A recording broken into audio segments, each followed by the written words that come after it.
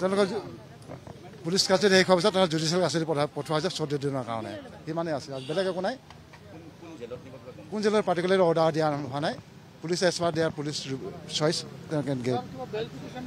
নাই নাই কোনো বেল ৰিভিজন নাই কোনো এডভোকেট আমাৰ ৰিভিজন কাৰণে নকৰেও মই কৈছোঁ আমাৰ ডাইৰেকশ্যন আছে নট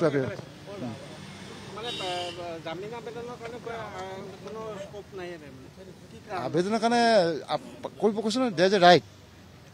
যে আমাৰ যিটো LADC আছে LADC যদি দিব পাৰে কিন্তু আজি কোনো LADCও দিয়া নাই প্ৰাইভেট ডিফেন্স কোনো কাউন্সিল প্ৰাইভেট এডভোকেটেটো দিয়াই নাই আৰু নিদিয়ে আমাৰ এইটো ডাইৰেকশ্যন আছে এছ'চিয়েশ্যনৰ পৰা not to appear before the accused person সেইটো এছ'চিয়েশ্যনৰ দায়িত্ব হেৰি দিয়া আছে নিৰ্দেশ দিয়া আছে ওকালতনামাটো চহী কৰিবই লাগিব একিউজে নহ'লে কোনো পিটিশ্যনত চহী কৰিব লাগে যিহেতু অলৰেডি তেওঁলোকে জুডিচিয়েল কাছাৰী গৈছে এতিয়া একিউজে চহী নকৰিলেও কোনোবা পিটিশ্যনত কোনোবা ৰিলেটিভ মানুহে পিটিশ্যনে তেওঁলোকে বেল পিটিশ্যন দিব পাৰে কিন্তু আমাৰ ডিফেন্স কাউন্সিল বেলেগ কোনেও নকৰে প্ৰাইভেট এডভোকেটে LADC কৰিলে কৰিব পাৰে বা তেওঁলোকে বাহিৰৰ পৰা এডভোকেট আনিব পাৰে তেওঁলোকে অলৰেডি অভাৰ হৈ গৈছে যিহেতু তেওঁলোকে অভাৰ পুলিচক কোনো আৰু কাছাৰী প্ৰয়োজন নাই আৰু ৰুলো নাই গতিকে তেওঁলোকে জুডিচিয়েল কাছাৰী পঠাই দিয়া হৈছে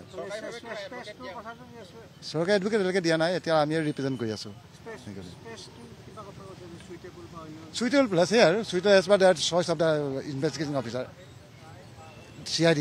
য'ত চইচ কৰে তেওঁলোকে জুডিচিয়েল লৈ যাব পাৰে গুৱাহাটী নিব বা বাহিৰতে নিব আমি ক'ব নোৱাৰিম কথাটো সেইটো কোৰ্টে ডাইৰেকশ্যন দিয়া নাই এজ পাৰ দেয়াৰ চইচ আমাৰ এছ'চিয়েশ্যনৰ সিদ্ধান্ত আছে ৰিকুৱেষ্ট কৰিছোঁ অল এডভোকেটক not to appear for the accused person in particular in this case কিন্তু যিটো ৰাইট আছে ৰাইটৰ কাৰণে ডিফেন্সৰ ৰাইট আছে ইণ্ডিয়ান কনষ্টিটিউশ্যন মতে গতিকে LADC যে আমাৰ লিগেল এইড ডিফেন্স কাউন্সিলে তেওঁলোকে হয়তো কোনোবা এপিয়াৰ হ'ব পাৰে আজিৰ দিনটো কোনো এপিয়াৰ হোৱা নাই হ'ব আফটাৰ 14 days হ'ব ঠিক আছে